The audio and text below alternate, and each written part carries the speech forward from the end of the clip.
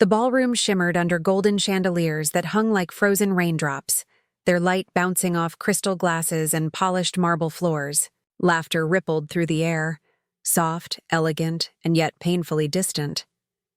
It wasn't the kind of laughter that welcomed. It was the kind that reminded me of where I stood. I wasn't part of them, not really. My family had gathered to celebrate my cousin Emma's engagement, an event so grand that even the flowers looked expensive. The invitation hadn't come to me directly. I overheard my mother on the phone with Aunt Rose 2 days before saying, "Oh, Lucy, I suppose she can come if she insists, but really, there won't be room." When I asked her about it later, she sighed dramatically, feigning forgetfulness. "Oh, didn't I tell you? Well, you can come, but don't expect a special seat. It's for family and close friends." I was family. But in my family, I was the extra piece no one wanted to deal with. I spent that morning debating whether to go. Part of me wanted to stay home, away from their judgmental eyes and half smiles. But another part of me, the part that still craved belonging, pushed me to dress up and show up, no matter how unwanted I was. I wore my best dress, a soft lavender one I had sewn myself during a night shift at the boutique where I worked. It wasn't designed, but it fit me perfectly and felt like me. I tied my hair up, applied a light touch of makeup, and looked in the mirror. "You're going to walk in there and hold your head high," I whispered to my reflection. "You belong." When I arrived, the valet barely glanced at me, his attention fixed on a sleek black limousine that had just pulled up. I stepped out of my modest car, clutching my small silver clutch tightly as the cool air bit at my skin. The entrance to the hall looked like something out of a royal movie. White roses climbing up marble pillars, a red carpet stretching inside, and photographers snapping pictures of guests who looked like they belonged on magazine covers. My cousin Emma stood at the entrance, glowing in a custom-made gown, her fiancé's arm around her. When she saw me, her smile faltered for half a second before she recovered. "Lucy, you came!" she said, her tone polite but hollow. "Of course," I replied, forcing a smile. "Wouldn't miss it." Inside, the main dining area was arranged with precision.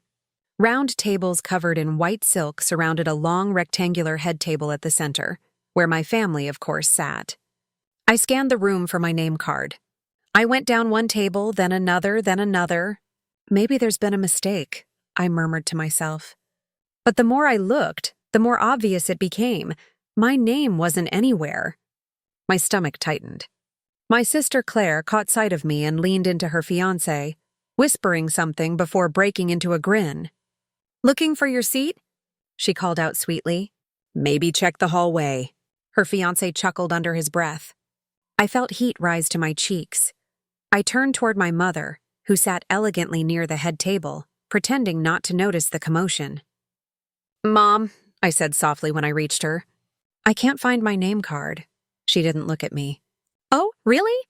How strange," she said, her tone sharp and dismissive. "Maybe there was a mix-up. You can just stand for a bit until someone figures it out." I looked at the empty chairs beside her, one of which was labeled, "Reserved for guests." But when I moved closer, she quickly placed her clutch there. "That's taken," she added, finally meeting my eyes with that familiar look of quiet embarrassment, the kind that said you're not supposed to be seen here. My heart sank. The laughter, the chatter, the sound of cutlery against china, all of it blurred into a cruel echo. I stood there exposed, feeling the weight of their whispers. A few of my cousins looked away awkwardly. Others smirked, clearly entertained. For a moment I wanted to run, to walk out of that hall and never look back. But something inside me, something I didn't know I still had, refused. I wasn't going to let them make me invisible again. I took a deep breath and scanned the room one more time. Near the far end of the hall, beyond the crowd, there was a smaller section cordoned off with velvet ropes. A few elegantly dressed guests sat there, people I didn't recognize. The sign said, "VIP guests." No one from my family dared to go near it. I hesitated for a moment, then gathered what little courage I had and walked toward it. When I reached the section, I noticed a man sitting alone at one of the tables. He was in his 50s, with silver hair neatly combed back, wearing a navy suit that looked impossibly expensive. He was scrolling through his phone, his expression calm, detached. "Excuse me," I said softly, my voice trembling. "Is anyone sitting here?" He looked up, his eyes kind yet sharp, like someone used to being respected. "No," he said simply, gesturing toward the empty chair. "Please have a seat," I hesitated. "Are you sure? I think this section is reserved for people who don't wait to be told where they belong." He interrupted with a faint smile. His tone wasn't mocking, it was warm, inviting. Something about him put me at ease. I smiled back nervously and sat down. The moment I did, I could feel every pair of eyes at the main table burning into me. My sister leaned in to whisper to her friend. My mother's lips tightened, and Emma's eyebrows shot up in disbelief. I could practically hear their thoughts. Who does she think she is? But I stayed still, back straight, pretending not to care. The man beside me glanced at my trembling hands and chuckled softly. "Don't worry about them," he said.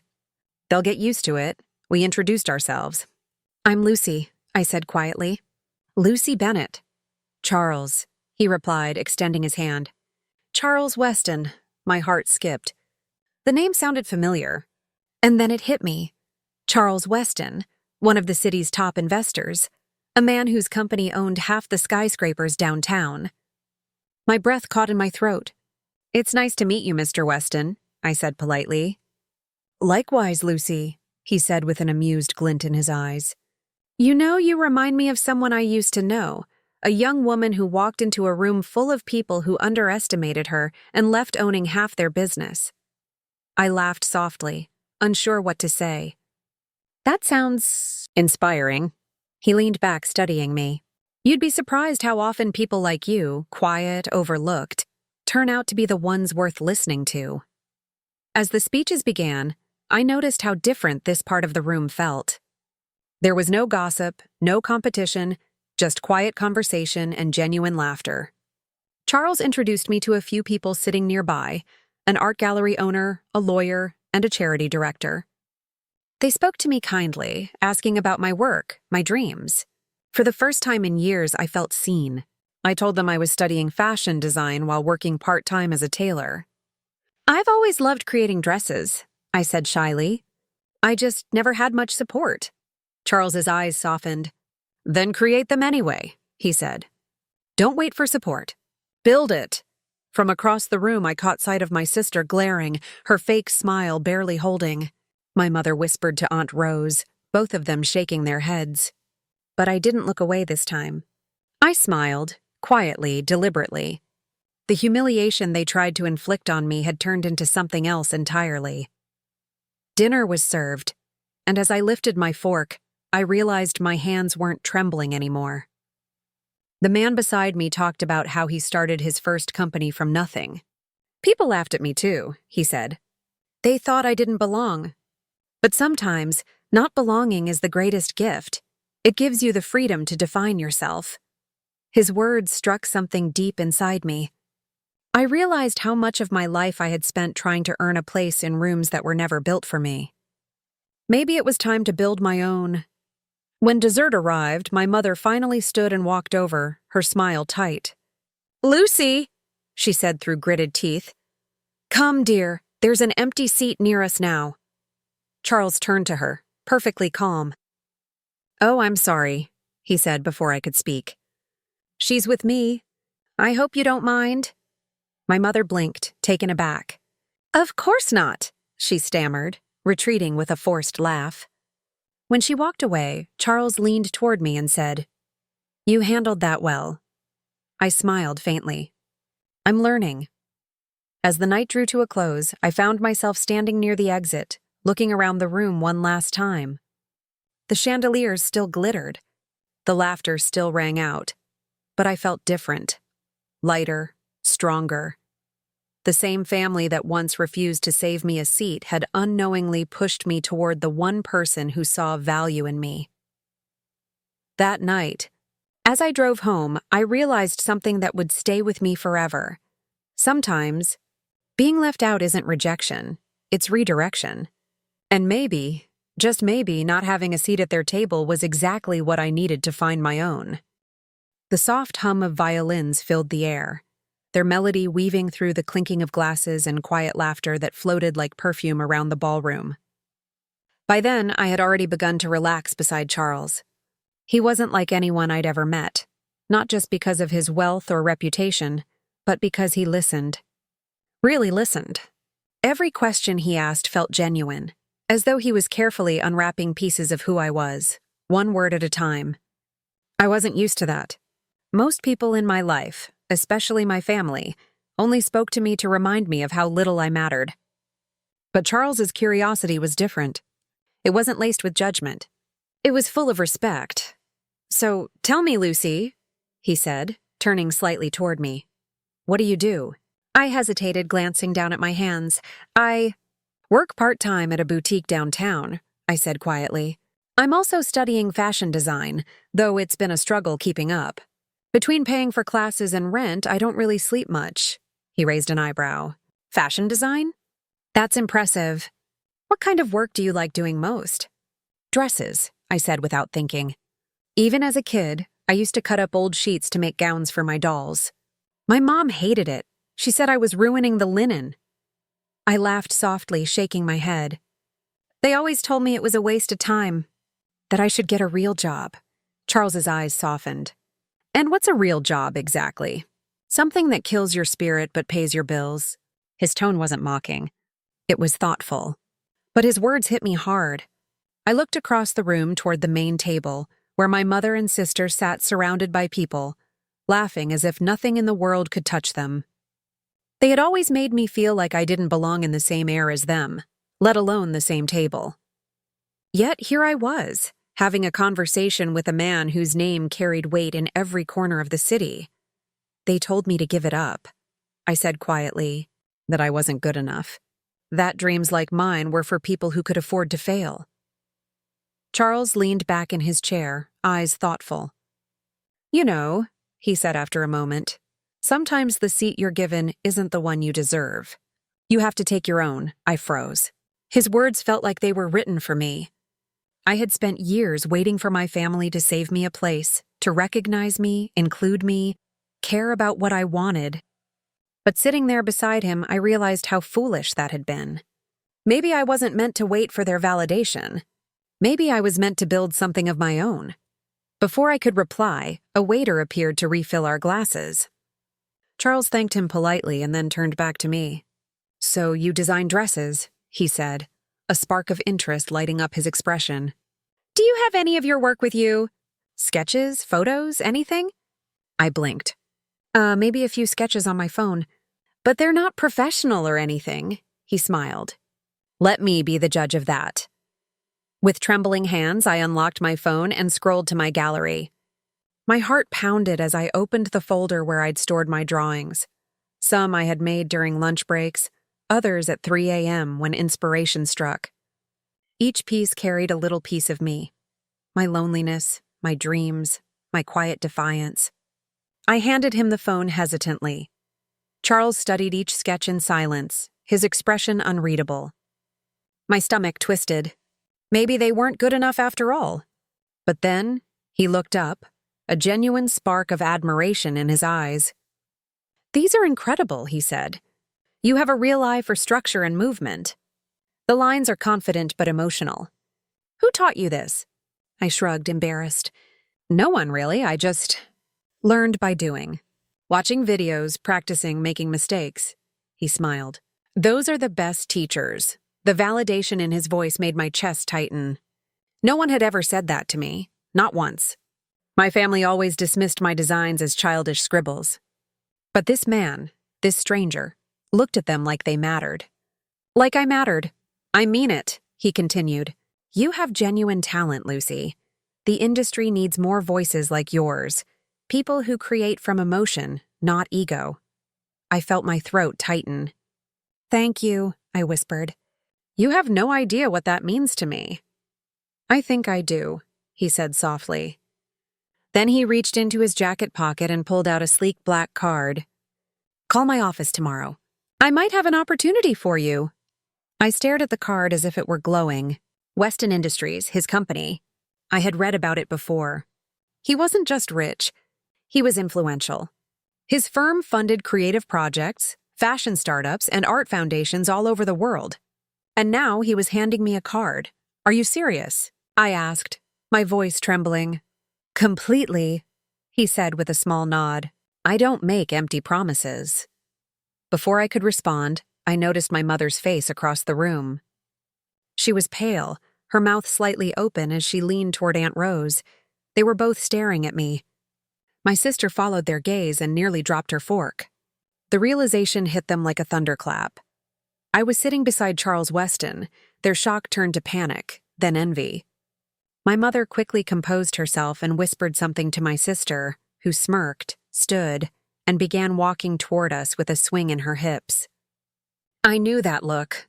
She was about to do what she did best, steal attention. "Mr. Weston," she exclaimed sweetly, placing a hand on the back of his chair. "It's such an honor to meet you. I've heard so much about your company." Charles looked up, polite but distant. "Have you?" "Oh, yes," she continued, her smile rehearsed. "My fiancé and I were just talking about how incredible your designs are. I mean, your business ventures." Her voice cracked slightly. She had no idea what she was talking about. He smiled faintly. "That's very kind of you." Then he turned back to me. "I was just discussing Lucy's work. She's quite impressive." The color drained from my sister's face. "Lucy?" she repeated. "Yes," he said. "She has remarkable talent. You should be proud." For once, my sister had no comeback.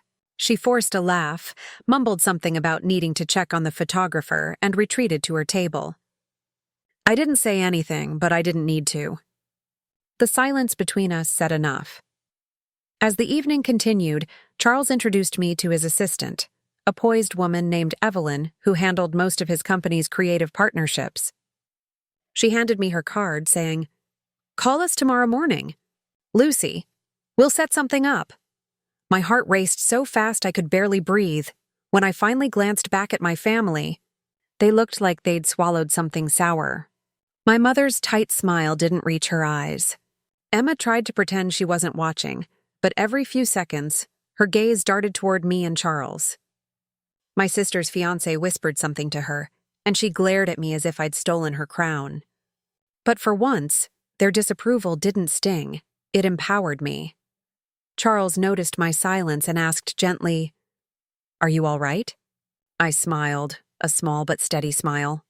"More than all right," he raised his glass. "Good. Then let's toast to that, to being more than all right." We clinked glasses, and I felt a warmth spread through me that had nothing to do with the champagne. For the first time, I wasn't the forgotten one, the invisible one, the leftover guest. I was someone being seen, heard, and valued. As the night wound down, guests began to dance, the orchestra swelling into a romantic melody. I stood up ready to leave when Charles stopped me. "One more thing," he said. "You have something rare, Lucy. Don't let anyone, family or not, convince you otherwise." I nodded, my throat thick with emotion. "I won't." He smiled and walked away, leaving me standing there with his business card in my trembling hand. I looked around the room, my family still frozen in disbelief, their power suddenly meaningless. When I walked past their table, my mother grabbed my wrist. "What did he say to you?" she hissed. I met her eyes, calm and unflinching. "He said I have talent. And he's right." Her hand slipped away as if she'd touched fire. I didn't stop to look back. Outside, the night air was cool and silent. The city lights shimmered in the distance, and for the first time, they didn't look unreachable. I took out Charles's card and held it under the moonlight, the silver lettering glinting like a promise.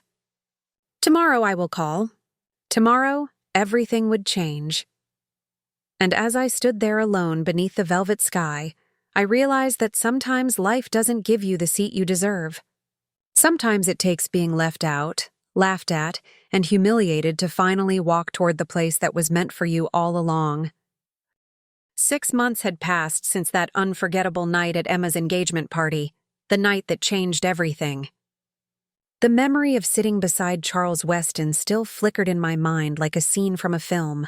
Unreal, cinematic, life-altering.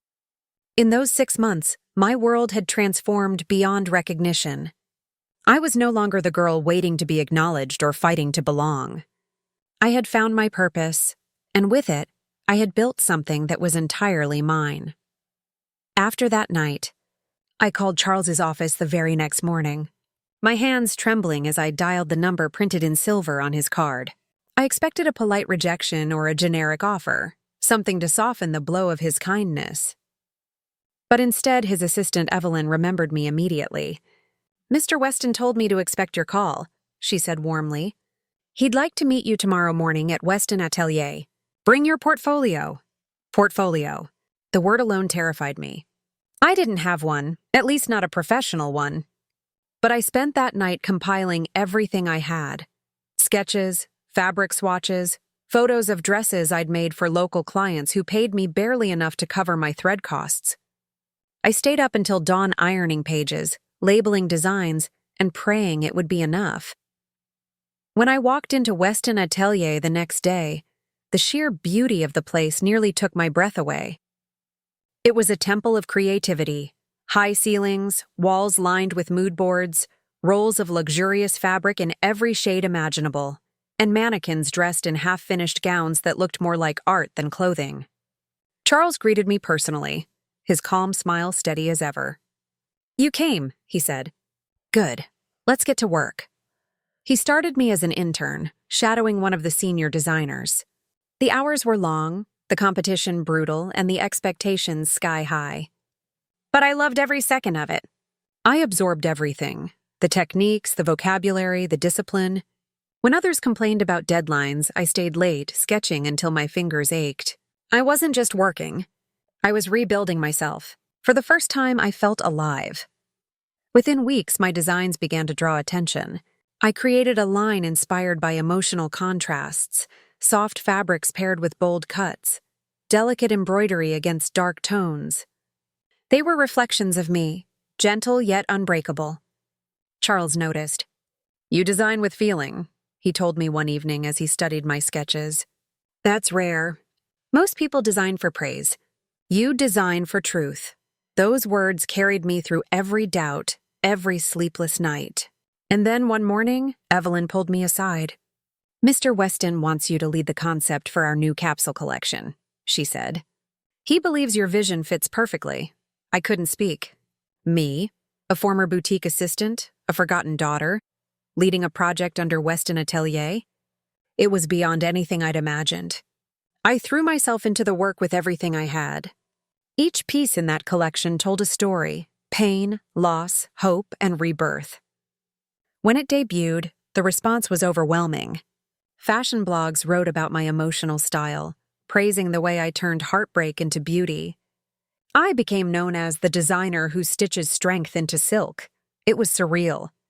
The same people who once ignored me now wanted interviews, collaborations, and even friendship.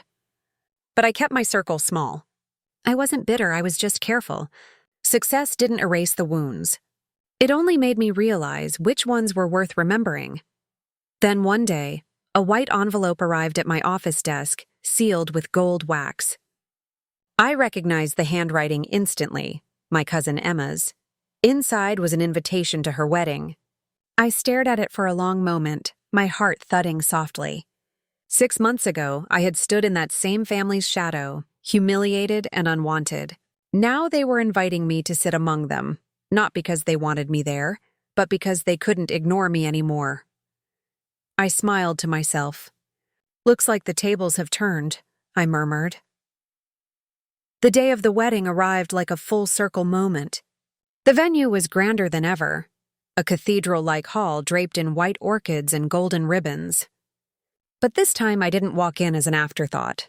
I arrived in a gown of my own making, a masterpiece of soft champagne silk that shimmered under the light, its design flowing like poetry. Every thread carried my story. Charles had gifted me the fabric himself. "Make something that tells your truth," he had said. And I did. As I stepped out of the car, cameras flashed. Guests turned, whispering my name as though I were someone important. And maybe, in that moment, I was. I entered the hall with my head high. the scent of roses and polished wood filling the air. My family's reaction was priceless. My mother's fake smile froze mid-lipstick, my sister's jaw tightened, and Emma's eyes widened in disbelief. I walked past them gracefully, offering polite nods, as though the years of neglect had never happened. "Lucy," Emma called, her voice laced with forced cheer. "You look stunning, thank you," I said calmly. "It's one of my own designs." Her smile flickered, the corners of her mouth twitching. "Oh, how creative." Before I could reply, a familiar voice behind me said, "Lucy, there you are." I turned to see Charles entering the room, his presence commanding instant attention.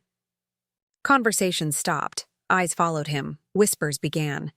"Shall we take our seats?" he asked warmly, offering his arm, every head turned. Every camera was pointed. The same family who hadn't saved me a seat months ago now watched me sit beside the most powerful man in the room, by choice, not by accident. I could feel their disbelief ripple through the air like electricity. My sister's fiancé leaned in to whisper something, and she quickly looked away, pretending to sip her drink. My mother's lips trembled as she adjusted her napkin, pretending not to notice the murmurs spreading around the table. Charles and I spent the evening in easy conversation, laughing about design trends, travel, and the absurdity of life. He introduced me to several influential guests as one of the most promising designers in the industry.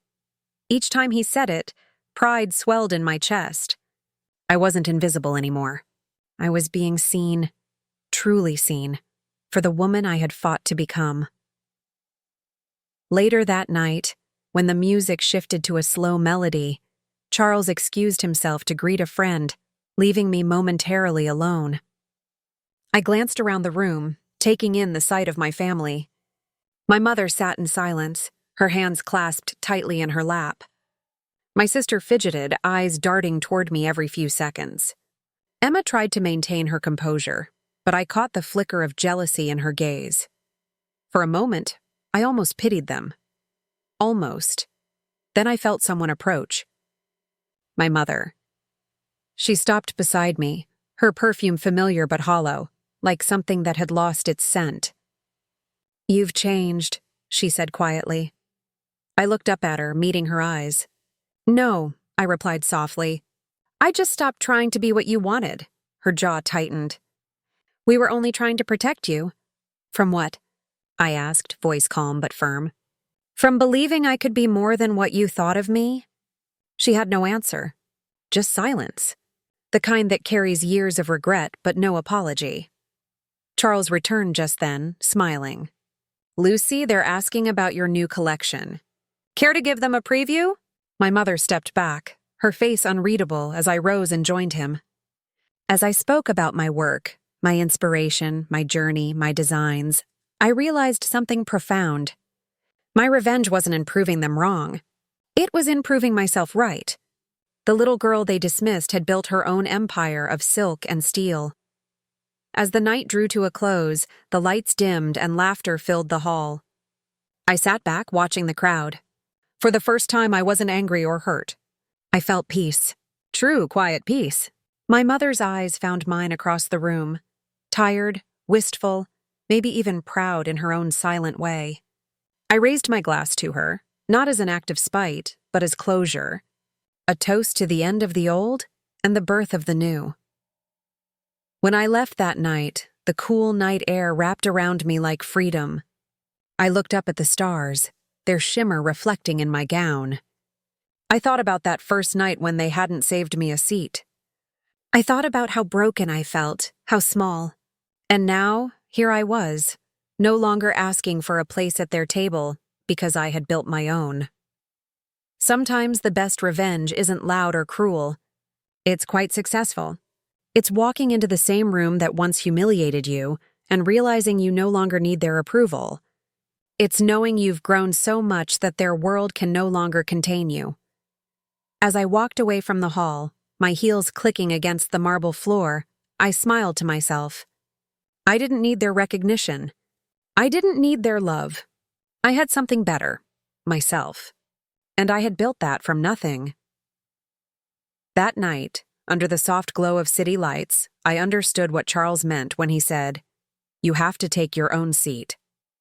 Because when they didn't save me one, I created a throne. And that throne, made of resilience, passion, and courage, was far more powerful than any table they could ever offer me.